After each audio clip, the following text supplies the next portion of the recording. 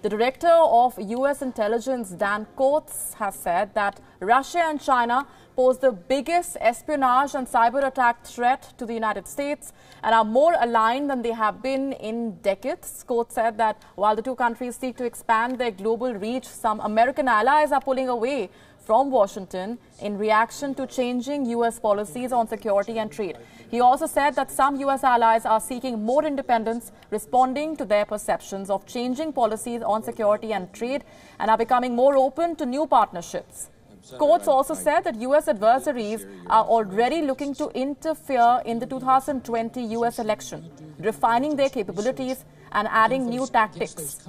That's not all. He said Russia's social media efforts will continue to focus on aggravating social and racial tensions, undermining trust in authorities and criticizing politicians perceived to be anti-Russia. A comprehensive statement being made by the U.S. intelligence chief there.